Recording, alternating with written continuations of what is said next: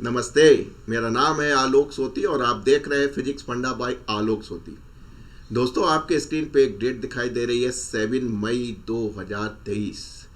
जो बच्चे नीट की परीक्षा देने जा रहे हैं उनके लिए बहुत ही महत्वपूर्ण दिन है। सही बात है, मैंने देखा है इतने अपने जीवन के एक लंबे कैरियर में कि किस तरीके से आप फर्श से उठ के अर्श में चले जाते हैं। मैं उन बच्चों की फ़ोटो देना नहीं चाहता जो सफल हुए हैं, अच्छा नहीं लगता। आमतौर पे आपने देखा होगा मैं सिर्फ पढ़ाई की बात करता हूँ, इस तरीके के वीडियो भी नहीं बनाना पसंद करता। लेकिन कुछ छात्रों ने हमसे कहा कि सर थोड़ा सा हमको गाइड कर दीजिए कि ताकि हम कम समय में अपनी प्रिपरेशन कर लें, जिसको हम लोग टेक्निकली कहते हैं कि ऑप्टिमाइजेशंस कर लें, कि किस तरीके से हम अपनी मैक्सिमम आउटपुट ले लें। सही बात है, अगर सही स्ट्रेटजी सही टैक्टिस होगी तभी आप 180 मिनट में 180 सवाल करने होते हैं। 20 सवाल वो एक्स्ट्रा दे रहे हैं, इस बार का पता नहीं, हो सकता है वो दें या ना भी दें, लेकिन ये निश्चित है कि 180 मिनट में 180 सवाल करने होते हैं। ये लेक्चर, ये वीडियो उनके लिए बिल्कुल नहीं है जो एक्सेप्शनली गुड है फिजिक्स में। कम से कम 100-200 बच्चा मैं ऐसा समझता हूँ और देखता हूँ प्रतिवर्ष कि वो IIT एडवांस भी निकाल सकते हैं और एम्स में भी जाते हैं। ये उन बच्चों के लिए है जो कि बॉर्डर केस पे खड़े हुए हैं, जो जरा सी भी अगर उनको कोई कैटलिस्ट मिल जाता है तो वो, या कोई एक्सटर्नल एनर्जी मिल जाती है, थ्रेशोल्ड पे खड़े हैं। थोड़ी सी फिजिक्स के टर्म में भी बात कर रहा हूँ कि वो बैलेंस बैंड से निकल के कंडक्शन बैंड में चले जाएंगे। फिजिक्स का आदमी, थोड़ी सी फिजिक्स की बात करूँगा। तो दोस्तों, क्या करें, कैसे करें कि हम कम मेहनत में ज़्यादा नंबर ला सकें। ऐसा तो कहना उचित नहीं होगा कि कम मेहनत तो आपको लगभग करनी ही पड़ेगी। यानी कि अपने एफर्ट्स को करें कि हम एफर्ट्स किस दिशा में ले जाएं। अगर मान लीजिए चारों तरफ से एक बॉडी फोर्स लगाएंगे तो नेट फोर्स 0 भी हो सकता है, तो केवल एक डायरेक्शन में फोर्स लगाइए, चले जाए। करना क्या है, जो बच्चे CBSE के लिए उनके लिए तो बहुत ही अच्छा है। जो NCERT की किताबें हैं, विशेषकर जो कक्षा 11 की पार्ट 2 है या क्लास 12 की भी जो पार्ट 2 है, इन दोनों में देखिएगा कि टेक्स्ट ज़्यादा होता है। और अगर मेरी अनुभवी निगाह से देखें तो इसमें थ्योरेटिकल सवाल भी बहुत बनते हैं। करना क्या है, आपको करना यह है कि उसकी थ्योरी पूरी पढ़ डालनी है। जैसे गुलशन नंदा की नॉवेल हमारे समय में पढ़ी जाती थी, अब तो आप लोग नॉवेल नहीं पढ़ते हैं, मिल्सन बूम पढ़ते होंगे। तो ऐसी स्थिति में आपको नॉवेल की तरह उसको पढ़ देना है और कुछ जो ब्लू पॉइंट है, जो ब्लू बॉक्स है आखिरी वाला, उसको ध्यान में रखना है। और क्या करना है, आप मेरे टेलीग्राम चैनल पे आइए, NEET_physics_23। इस पे हमने 50-50 क्वेश्चन के हर चैप्टर के टेस्ट बना दिए और डाल भी दिए। बहुत सिंपल लिए हैं, अभी फर्स्ट फेज में चल रहे हैं, बहुत सिंपल हैं। आप उनको कीजिए और यकीन मानिए आने वाले समय में उसके हम वीडियो सोल्यूशन भी देंगे। और आप तो देख ही रहे हैं और परिचित भी हैं हमसे। हमारा YouTube चैनल आप जानते ही हैं, फिजिक्स फंडा बाय आलोक सोती। ये नीट और JEE के लिए फुल्ली डेडिकेटेड है। बाकी हमने फिजिक्स फंडा फॉर क्लास 11 अलग कर दिया है, फिजिक्स फंडा क्लास 12 अलग कर दिया है। इसमें जो बाय आलोक सोती है फिजिक्स फंडा, उसमें आपको नीट और JEE की बात होगी, तो उनके वीडियो सिलेक्शन मैं दे दूंगा। लेकिन आप मेरे टेलीग्राम चैनल NEET_physics23 पे पहुंच जाइए। इससे क्या होगा, जो आपके टेस्ट पेपर बने हैं हर चैप्टर के, कौन कौन से हैं, अगर हम क्लास 11 के करें तो आपने देखा होगा property of solid, properties of fluids और थर्मल प्रॉपर्टी ऑफ मैटर। ये 3 चैप्टर बहुत इंपॉर्टेंट हैं। ठीक, इनको आप लोग छोड़ के चले जाते हैं, जबकि आप देखते हैं इससे भी आपको 5 सवाल मिल जाते हैं। पता नहीं क्यों आप ज़बरदस्ती इसको कठिन कहते हैं, जबकि कठिन नहीं होता है। थोड़ा सा पढ़ लीजिए, काम बन जाएगा। बाकी मैं कोशिश करूँगा कि जब PYQ कराऊँगा या उससे पहले कुछ अगर थ्योरी की आवश्यकता पड़ी तो मैं आपको करा दूँगा। लेकिन मेरा क्या कहना है कि जो भी आपका पार्ट 2 है, चाहे वो क्लास 1 का हो चाहे क्लास 2 का हो, क्लास 1 में आपके पास 7 चैप्टर है कि नहीं? कौन कौन से हैं? मैकेनिकल प्रॉपर्टी ऑफ सॉलिड है बेटा, मैकेनिकल प्रॉपर्टी ऑफ फ्लूइड्स है, थर्मल प्रॉपर्टीज ऑफ मैटर है, फिर आपके पास थर्मोडायनामिक्स है, उसके बाद आपके पास काइनेटिक थ्योरी ऑफ गैसेस है, ऑसिलेशन है। ये थोड़ा सा मैथमेटिकल बैकग्राउंड होता है, इसीलिए मैं कह रहा हूँ 90% बच्चों की बात कर रहा हूँ जो बायोलॉजी पे पूरा ध्यान देते हैं, उसके बाद ऑर्गेनिक केमिस्ट्री पे, और उसके बाद इनऑर्गेनिक केमिस्ट्री पे, और समय मिलता है तब वो फिजिकल केमिस्ट्री में आते हैं, क्योंकि उनकी मैथमेटिक्स थोड़ी सी कमज़ोर होती है। तो ये थोड़ा सा मैथमेटिकल बैकग्राउंड वाला है। और इसके बाद आपके पास वेव्स है। इन 7 चैप्टर के 50-50 क्वेश्चन बना के मैंने अपने टेलीग्राम चैनल NEET_PHYSICS_23 पे डाल दिए हैं 23। ठीक, इनके वीडियो सोल्यूशन आपको कुछ समय बाद यहाँ मिल जाएंगे। आप यहाँ जा सकते हैं, यहाँ पे PYQ भी मिलेगा। आप देख रहे हैं पिछले 2 साल से हम आपके इम्तिहान पूर्व लाइव क्लासेस लेते हैं। प्लेलिस्ट बनी होगी, आप उसमें जाके देख भी सकते हैं, फिर पढ़ा देंगे, कोई दिक्कत की बात नहीं है। तो पार्ट 2 जो मैं कह रहा हूँ, चाहे वो क्लास 1 का हो क्लास 2 का हो, आपको ध्यान रखना है। चलिए अभी आऊँगा उस स्क्रीन पे। तो पार्ट 1 की बात कर रहे हैं। कितने चैप्टर हैं बेटा? ये 7 चैप्टर हैं। इनको पढ़ लीजिए, इनके न्यूमेरिकल्स लगा लीजिए। छोटे छोटे होते हैं और हमने इनका टेस्ट पेपर बना दिया है, आंसर भी दे देंगे। आज मैं बैठा तैयार कर रहा था, मिल जाएंगे। अब आइए क्लास 12 के पास। ये सारी बात NCERT की कर रहे हैं, क्योंकि यही आपका सिलेबस है और इसी पे काम चलता है उनका। यहाँ पे आपको 6 चैप्टर मिलेंगे पार्ट 2 पे। मिलते हैं कि नहीं मिलते? पढ़े हैं कि नहीं पढ़े? एक रे ऑप्टिक्स और ऑप्टिकल इंस्ट्रूमेंट याद आया, एक आपकी वेव ऑप्टिक्स, और 4 चैप्टर में आपकी मॉडर्न फिजिक्स कंफर्म हो जाती है। हो जाती कि नहीं हो जाती? ये इजी हैं, लेकिन आप लोग खामखा इसको कठिन बना देते हैं। क्यों? आप टेक्स्ट नहीं पढ़ते। आप टेक्स्ट पढ़िए, बहुत अच्छा टेक्स्ट दिया है इस पे।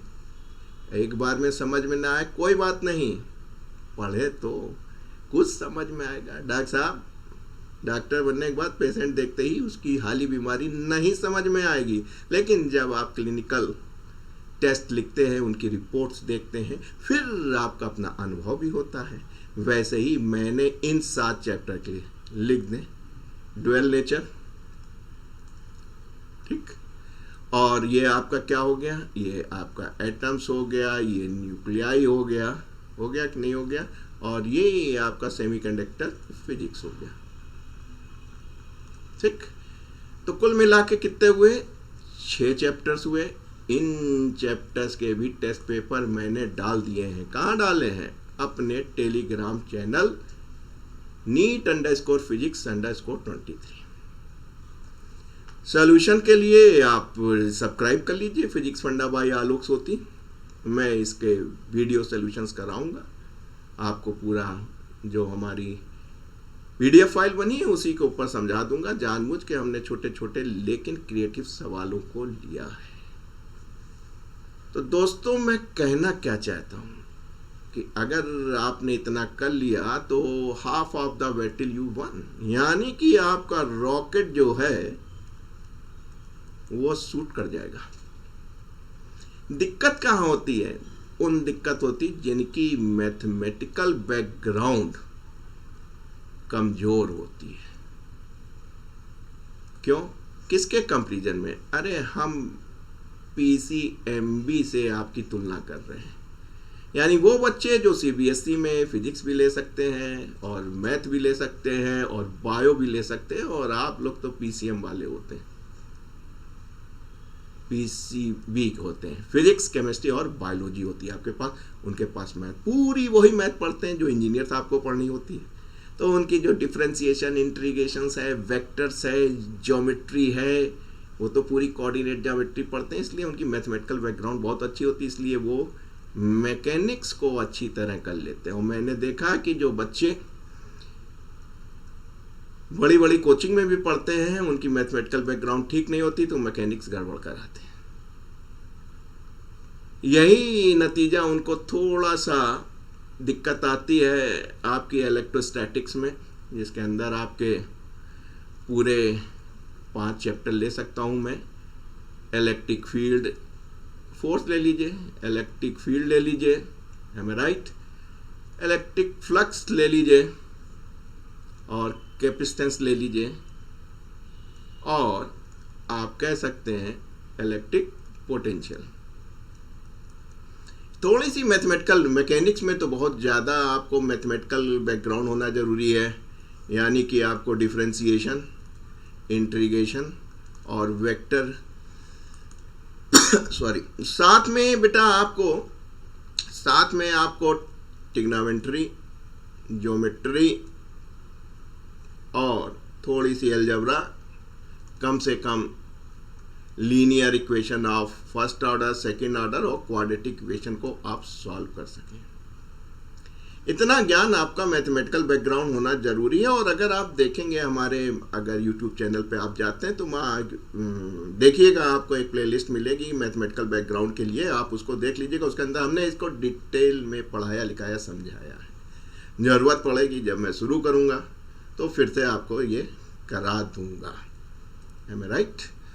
तो दोस्तों, चाहे मैकेनिक्स हो चाहे इलेक्ट्रोस्टैटिक्स हो, उसके बाद अगर आप इलेक्ट्रिक करंट में भी आते हैं तो किरचॉफ लॉ को जब आप सॉल्व करेंगे तो आपको लीनियर इक्वेशन कम से कम 3 ऑर्डर की बनेगी, I1, I2, I3 करंट निकालनी पड़ेगी। जो बच्चे 10वीं तक मैथ पढ़े हैं, 10th तक पढ़े हैं, 12th इसलिए छोड़ा उन्होंने बायोलॉजी की मैथ से पीछा छूटे, लेकिन यहाँ पे आप देखेंगे जो किरचॉफ लॉ है, यहाँ पे आपको इक्वेशन बनानी पड़ेगी और साथ में उसको सॉल्व भी करनी पड़ेगी। भले ही छोटी सी फिगर देते हैं, but you have to do this job. इसके बाद अगर आप मैग्नेटिज्म में भी आते हैं तो भी आप देखिए, आपको मैग्नेटिक फील्ड तो कैलकुलेट करने वाला सवाल ही है। और अगर आप आके देखें तो electromagnetic induction, alternating current, am I right, ये सब आपकी किस पे बेस है? ये सब आपकी मैथमेटिकल बैकग्राउंड पे ही बेस है। चाहे आप इलेक्ट्रोमैग्नेटिक वेव की बात करेंगे, हालांकि वहाँ पे तो एक ही हम बताते हैं कि विशेषकर आपको रेशियो ऑफ इलेक्ट्रिक फील्ड और मैग्नेटिक फील्ड सही निकल आती है स्पीड ऑफ लाइट से, इस पे ज़्यादा वो बेस करते हैं, लेकिन है तो मैथमेटिकली बैकग्राउंड। कहना क्या चाहता हूँ? कहना ये चाहता हूँ कि आप करेंगे, जाहिर सी बात है आप करेंगे तभी आपके अच्छे नंबर आएंगे, तभी वहाँ पहुँचेंगे।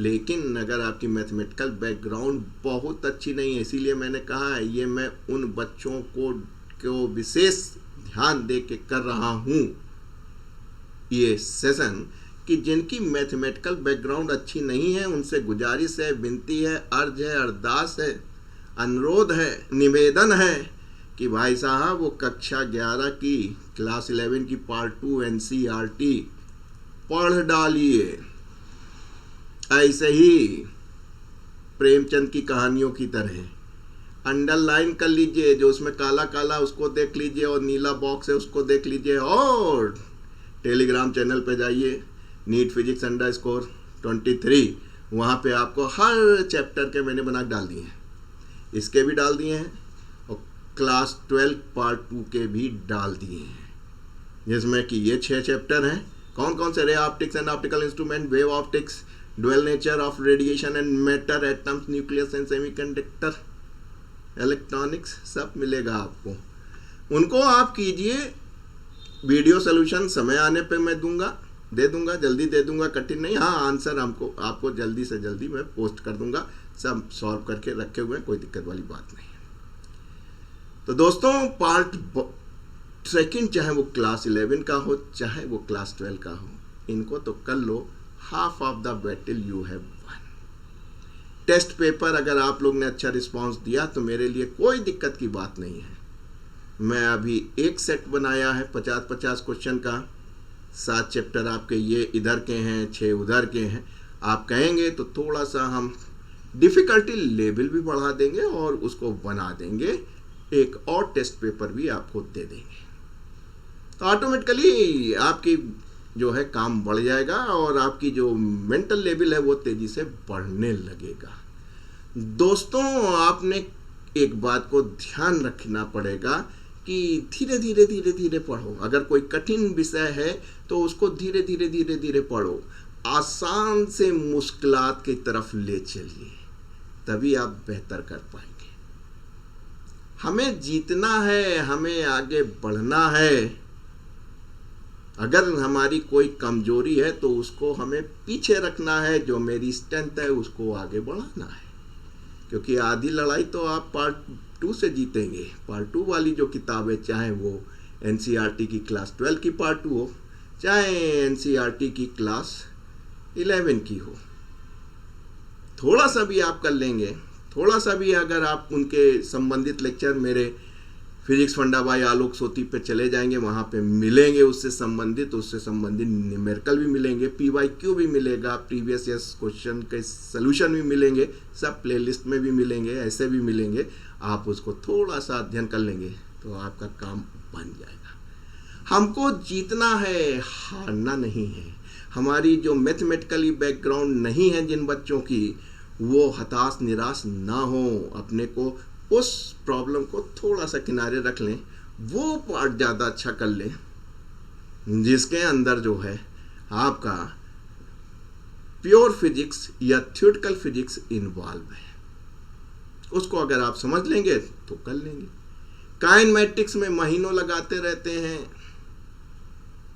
आप, linear one dimension motion, projectile, और आप सर्कुलर करते हैं। आप बहुत अच्छे हैं तो कोई बात नहीं है, बहुत अच्छी बात है, लेकिन हम ये भी नहीं कह रहे हैं कि बहुत ख़राब हैं आप। उसका भी काम करेंगे, आगे आने वाले समय करेंगे। लेकिन जो आपकी स्ट्रेंथ है, जैसे आपने बायोलॉजी तैयार की है, ऑर्गेनिक केमिस्ट्री तैयार की है, इनऑर्गेनिक केमिस्ट्री तैयार की है, और बाद में आपने फिजिकल की है, वैसे ही आप मैकेनिक्स,